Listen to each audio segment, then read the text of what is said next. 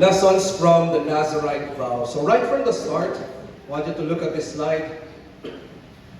When we say a Nazarite vow, it means it is a voluntary special vow that a person will take.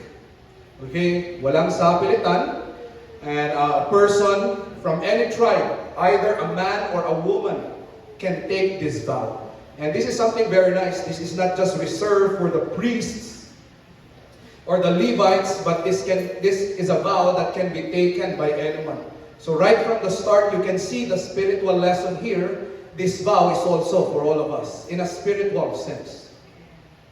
And so it can either be taken by a man or a woman from any tribe. And what he will do is this: he will present himself to the priest, and that he wants to take this Nazarite vow.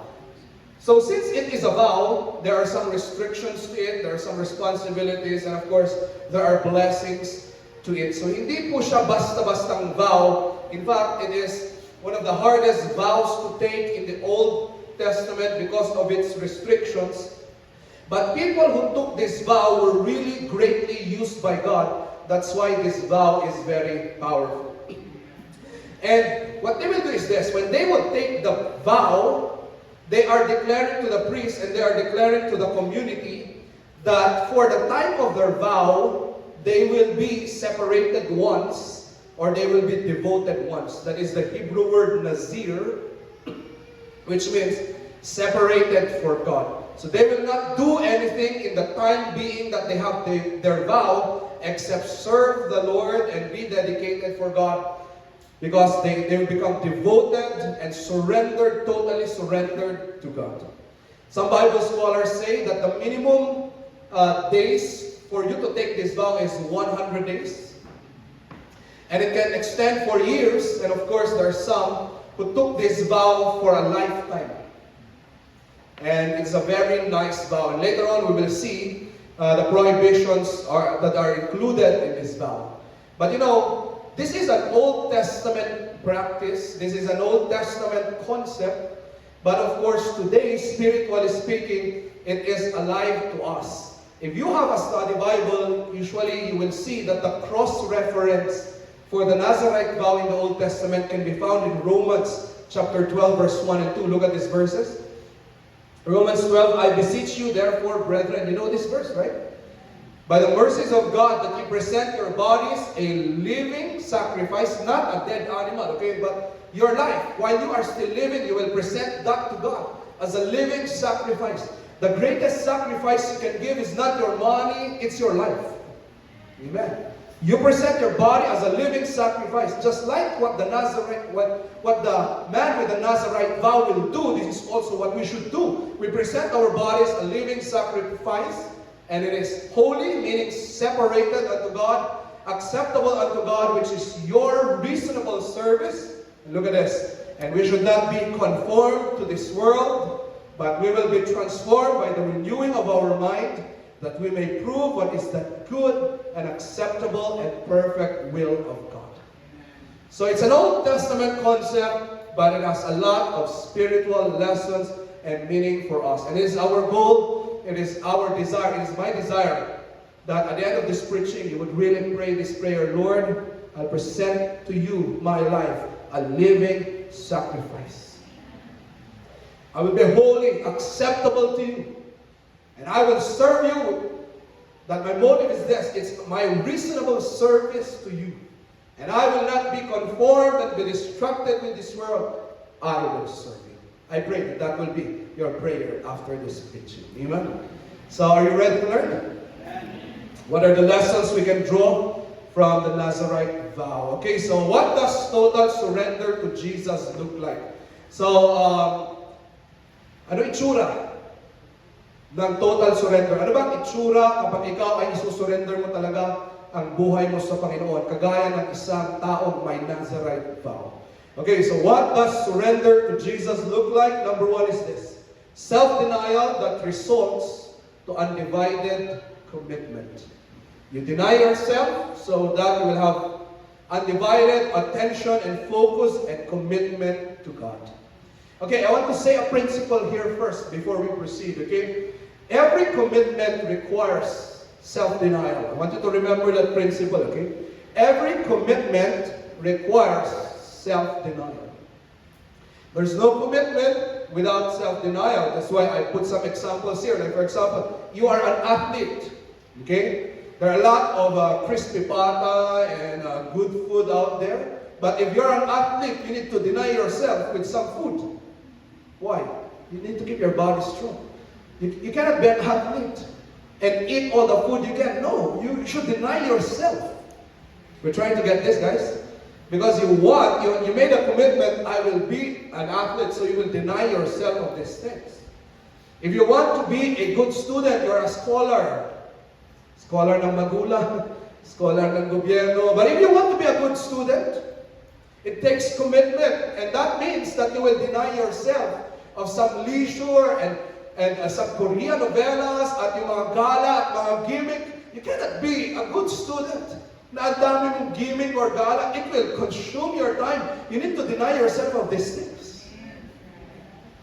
Amen? Kaya nga, may mga student, sometimes we always complain, oh, the teacher is not good. No, if you want to be a good student, deny yourself of leisure and give your best. Commitment takes self-denial.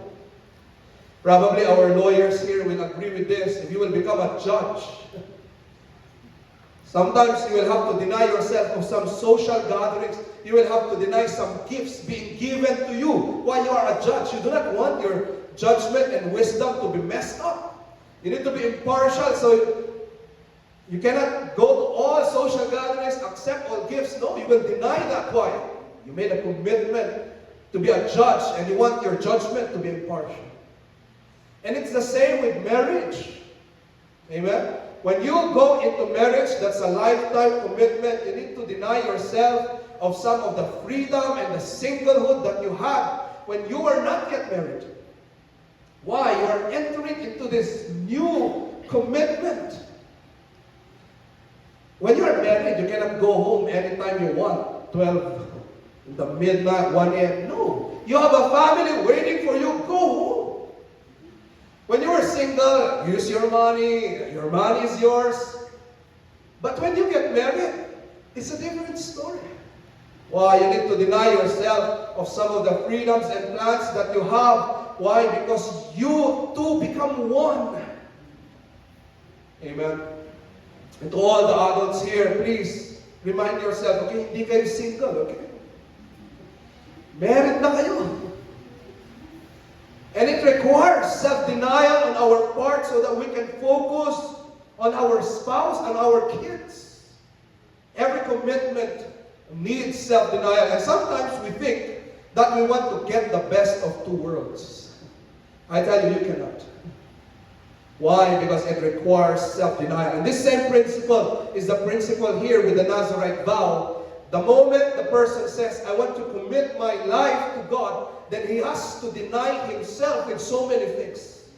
No wonder the Bible said, even Jesus Christ said, no man, if you want to really follow me and become my disciple, deny yourself, carry your cross, and follow me.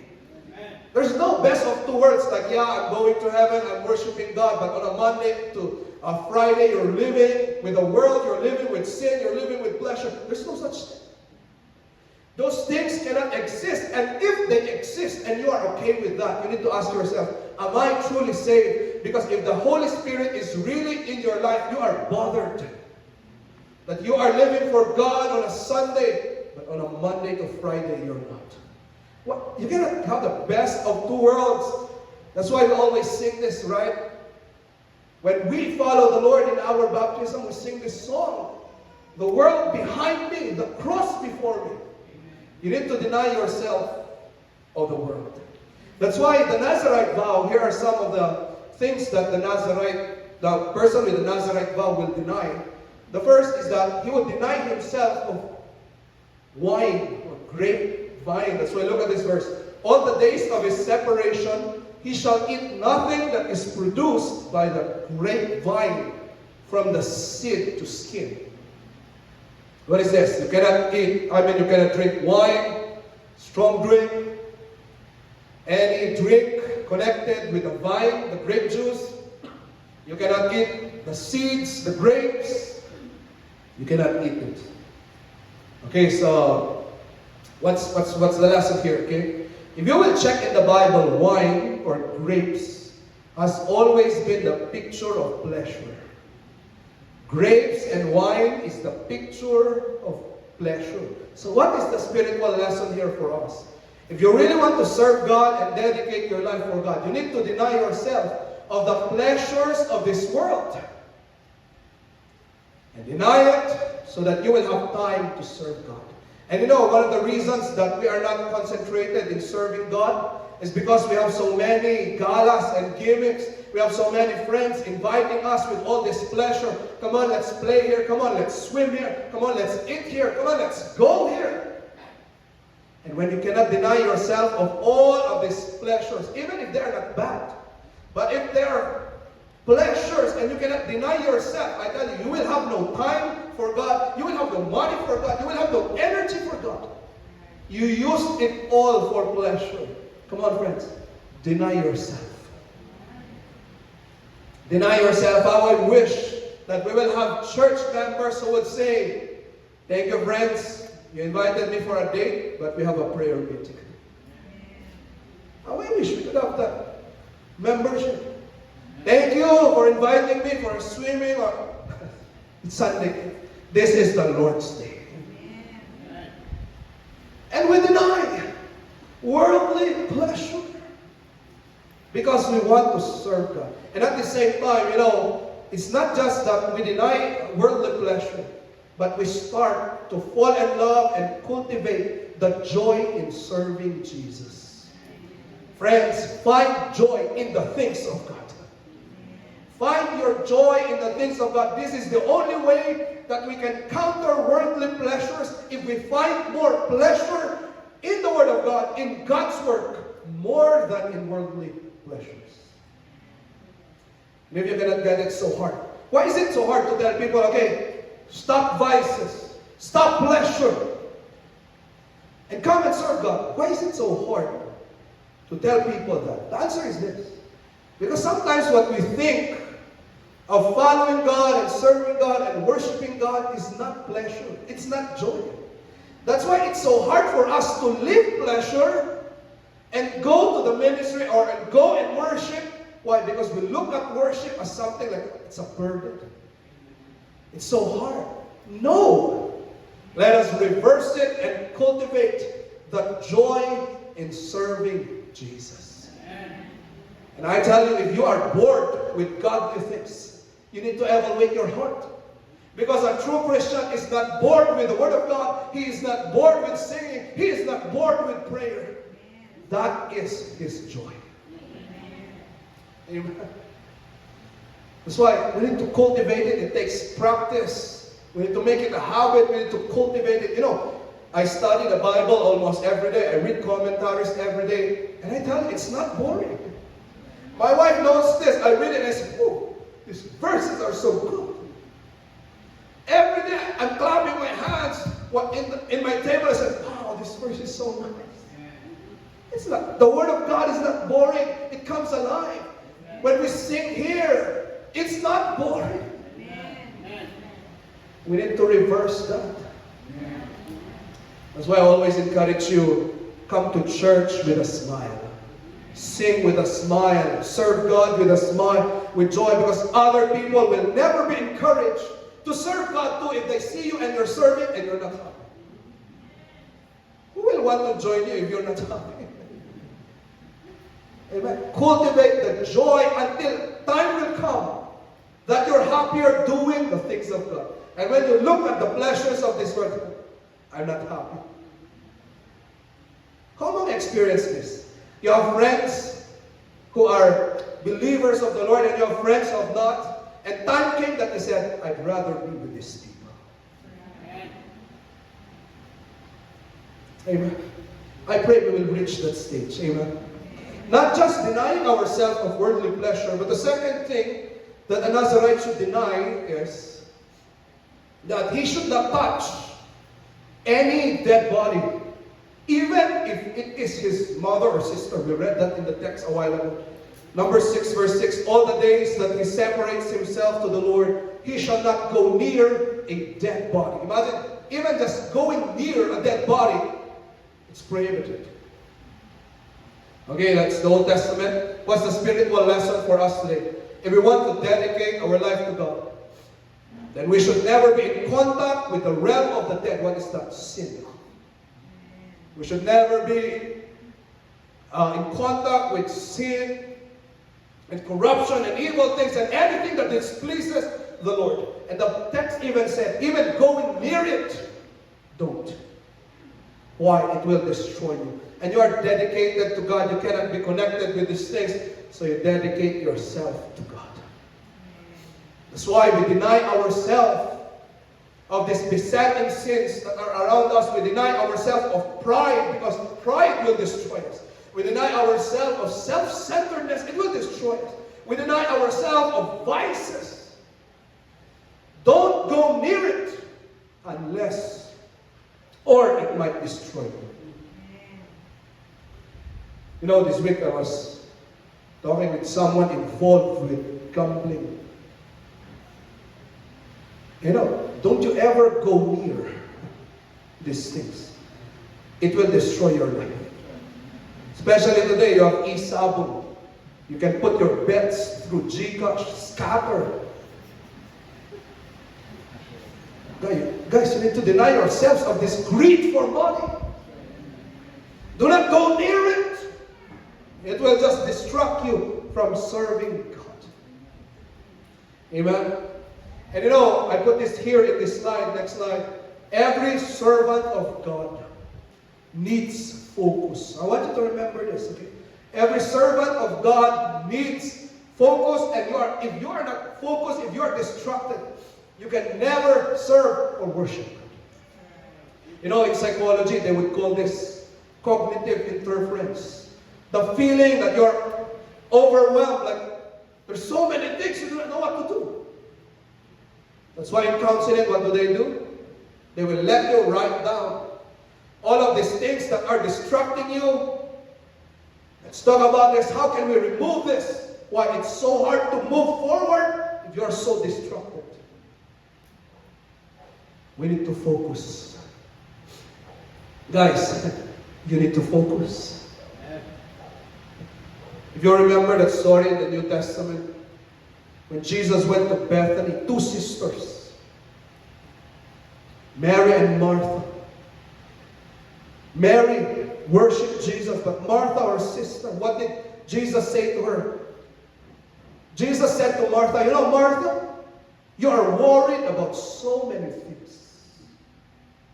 In the King James, you are cumbered about so many things. You keep on thinking about so many things. That's why you miss the most important thing. And Jesus said, Mary chose that good thing.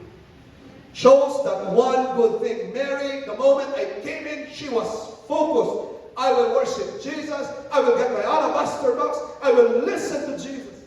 She was focused. But Martha, distracted. We cannot serve or worship God if you have a distracted mind. If you are double-minded, you are unstable in your ways, you need to deny yourself. Mothers, you know, there's a temptation that Sunday morning or Saturday evening, you begin to remember all the things.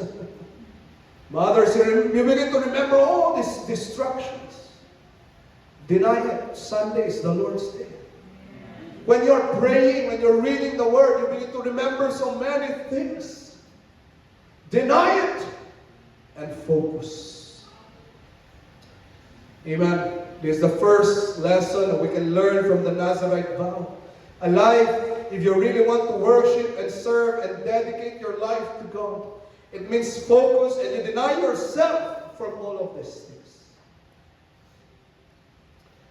But then you know what? The reality is this. We all failed in this area.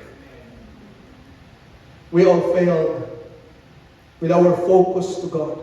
That's why if you would read in our text, if a person with a Nazarite vow breaks his vow, then he would go to the priest and he would present 2 pigeons a symbol of sacrificial offering so that he will be forgiven of his sins because he broke his covenant.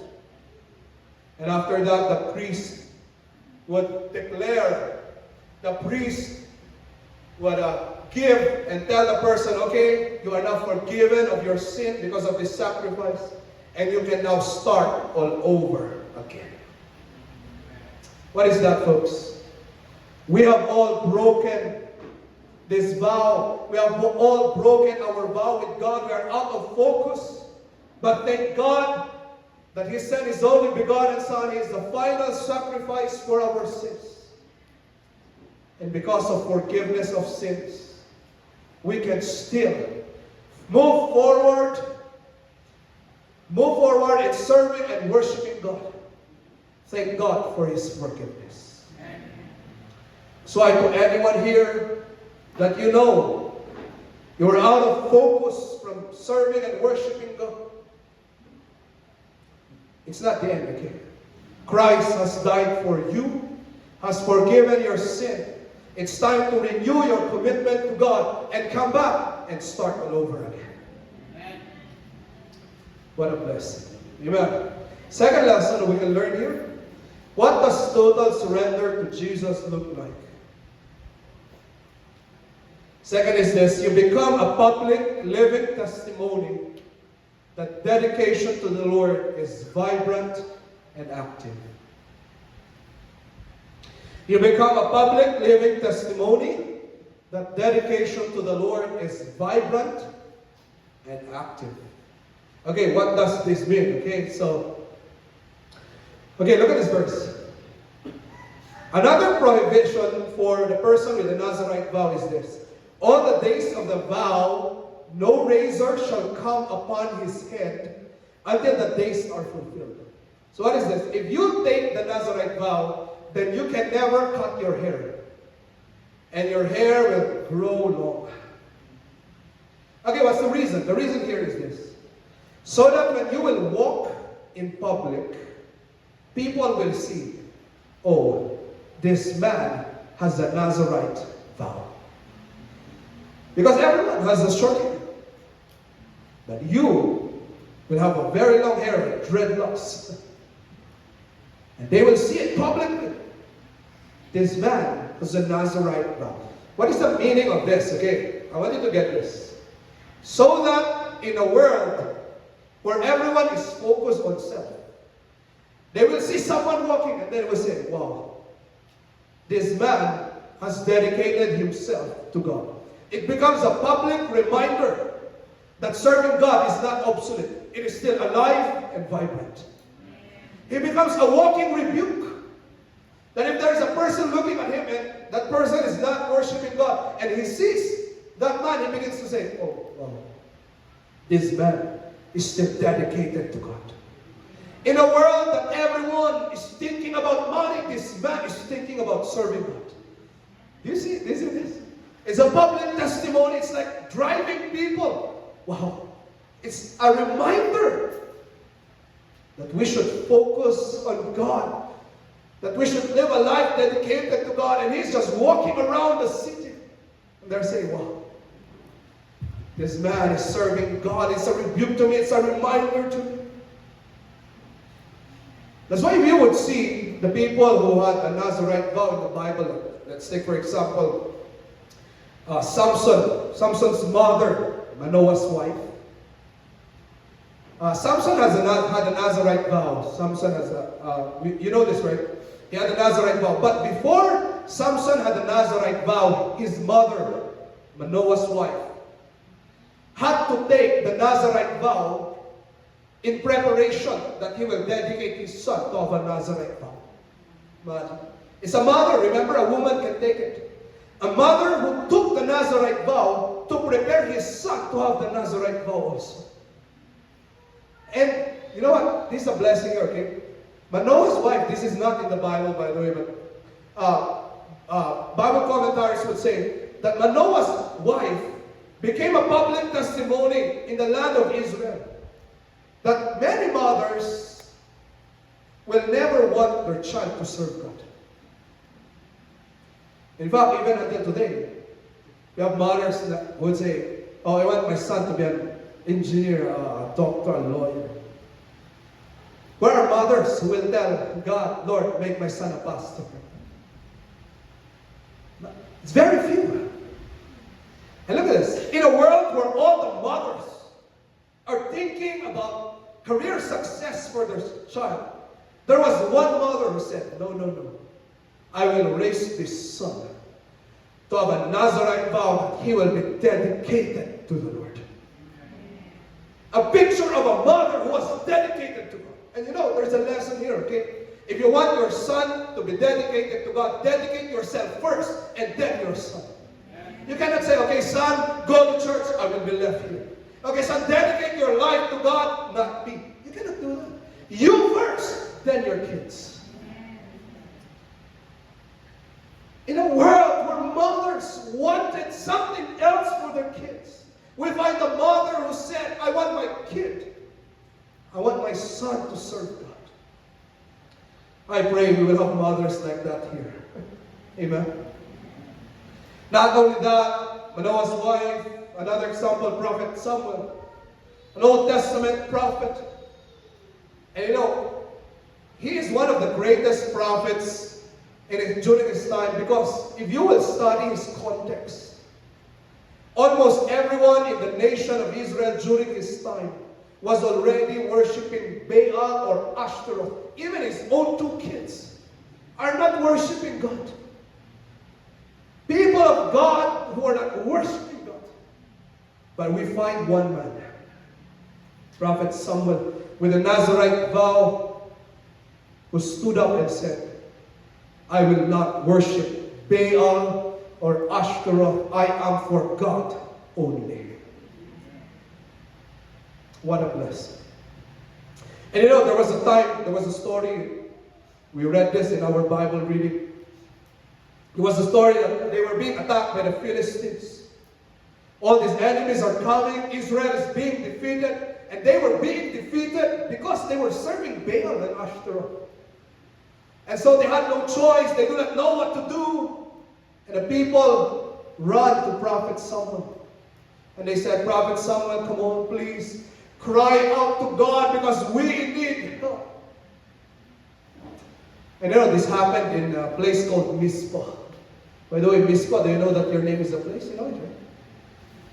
It happened in Mizpah that the people gathered and they begged Prophet Samuel to pray. And you know, Prophet Samuel cried out to God. And what did God do? He thundered the Philistines. And the Philistines got defeated. In a world where everyone is worshiping another God, worshiping money, worshiping politics, worshiping career, be that man who will stand up and say, no, I am for God. Amen. Be that man who will say, no, I am dedicated to God, and this is the promise of God to you. He will hear the prayer of that person who is standing up. Panalangin mo ang papakinggan niya dahil ikaw ang tumayo para sa kanya. So be that man in your workplace. Everyone is corrupt. Everyone is involved with these things. Be that man who will stand up. No, I am for God. Everyone is involved with ungodly things. Stand up. And I tell you, God will hear and listen to your prayers because you are that man who is dedicated to Him. Amen. John the Baptist, New Testament Nazarite vow. No one was preaching God's word during that time. Remember, there was 400 silent years from Malachi to Matthew. No one was declaring God, but one man stood against so many. A voice shouting in the wilderness, repent, for the kingdom of God is at hand. When no one was talking about God, there was one man talking about God. When all the people around you are talking about the things of this world, speak about God. Be the man who is a Nazarite God. Lord, I am dedicated to you. Amen. What a beautiful testimony. This is what it means to be dedicated to God. You become a public testimony to others. And when people look at you, they are reminded that serving God is still alive and vibrant. That a life dedicated to God, it's still present, it's not dead, it's not obsolete. Be that man that will be a light to others. Amen? This is the second lesson we can draw from the Nazarite vow. The third lesson and the last is this. What does total surrender to Jesus look like? Number 3 is this. You're living for God with a spirit of joy and gratitude. You're living for God with a spirit of joy and gratitude. Being dedicated to God, total surrender to God means this. You are serving Him. You are worshiping Him. But your attitude is this. You do not have the attitude that you're sad or burdened, but deep down in your heart, you are filled with joy and gratitude, and you are doing this because you are really, really grateful to God. Church, why are you here? Come on. Why are you here? You have a friend? It's time to give that up. Be here because you're grateful to God. Be here because you're joyful. Why are you here? Because you have nothing else to do. And if you have something else to do, I'm sorry, Lord, I'm busy. No. Be here because of joy and gratitude. And you know, look at this text. Look at this text, number 6:18. At the end of the Nazarite vow, example, the person took a 100-day Nazarite vow. If the 100-day expired, what will he do? Look at this, very interesting. And the Nazarite shall shave the head at the door of the tabernacle, and shall take the hair of the head of his separation, and put it in the fire, which is under the sacrifice of the peace offerings. What is this? Okay, I want you to get this, okay? There are many offerings in the Old Testament. The most joyful offering is the peace offering. There's a burnt offering for atonement, covering of sin. There's a sin offering for your sin, forgiveness of your sin. There's a guilt offering for your conscience. All of those things are bloody offerings, but this peace offering, sometimes it comes with a meal. It's a fellowship offering. It's the most joyful offering. And you know, what will happen here is this. At the end of a Nazarite vow, the person will cut his long hair. Remember, his hair is very long. He will cut his hair, and that will be included in his peace offering. And he will burn that hair na inalagaan niya ng matagal.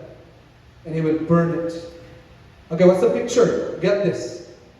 He is saying, Lord, thank you for the chance that I can serve you. It was a pleasure. I'm filled with joy. I'm filled with gratitude. Here's my peace offering. Let's fellowship together with the things that I did for you, Lord.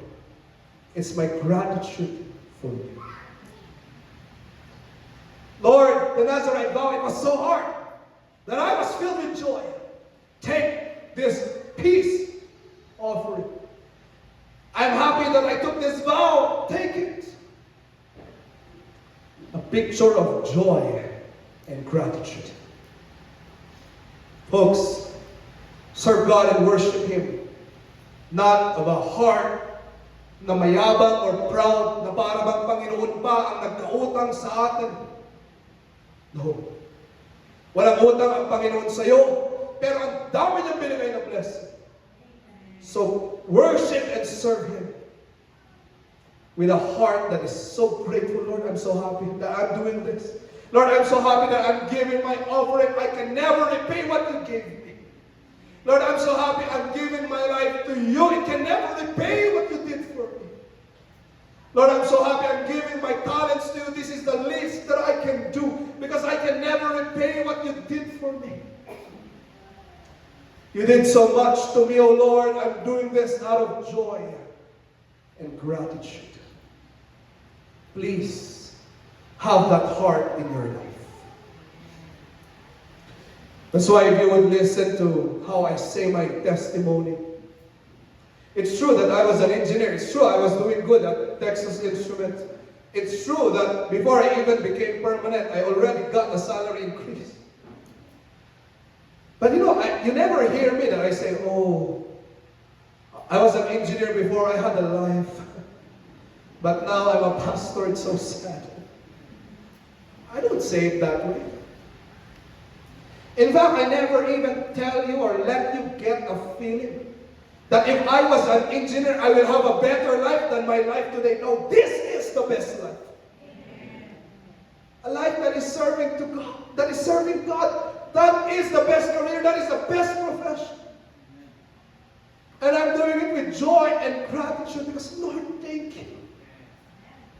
You've done so much. Please, have that attitude. Para hindi darating yung panahon na ganito ang magiging attitude natin. There is a temptation for old members, old Christians. Now when you grow old, this is your attitude already. You begin to say, Lord, nagsilbi na ako. Paano bang may utang sigat sa atin? Bakit siya hindi nagsuserve? Ako nagsuserve, hindi mo ako binibless. No. In fact, the reason you were able to serve is because God already blessed you with strength, with salvation, with a church. God has given you so much. Do it with joy and gratitude. That's why if we will go back to our cross-reference in the New Testament, look at this verse. I beseech you, therefore, brethren, by the mercies of God, that ye present your bodies a living sacrifice, holy, separated to God, acceptable to God. And what is the motivation? Do it as a reasonable service.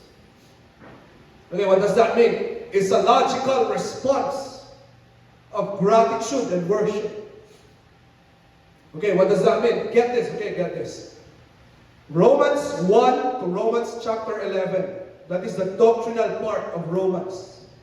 And Romans chapter 12 until Romans chapter 16. That is the practical part of Romans.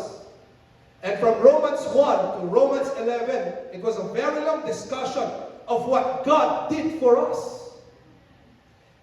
How God gave us salvation that we do not deserve. And what's the first verse? What is the first verse in the practical part? Dedicate your life to God. A living sacrifice. Because it's a reasonable, it's a logical response of worship and joy and gratitude with the things that God did for you. And if you have forgotten, I will remind you. Romans 3:23 says, all have sinned, you're a sinner, bound for hell. And if you think you're good, Romans 3:10 says, there is none righteous, no, not one, not even here. You're a sinner, bound for hell, you deserve condemnation. Romans 6:23, the wages of sin is death. You deserve death, physical death, spiritual death, death in hell. Because you are a sinner. You have broken the law of God. That is what we deserve. But Romans 5:8 says, but God commended His love toward us in that while we were yet sinners, Christ died for you. Imagine that. You deserve hell, but Christ died for you even when you were still a sinner. Amazing. Romans 10 verse 9, that if you will believe with your heart and confess with your mouth the Lord Jesus, you will be saved. Amen. And when you get saved, Romans 8 verse 1, there is no condemnation for you. Amen. God has forgotten your sins, and He will give you eternal life. Imagine. And if you think, after you get saved, that you will be separated from the love of God because you did a sin, a mortal sin. Romans 8 says, nothing can separate us from the love of God. Amen.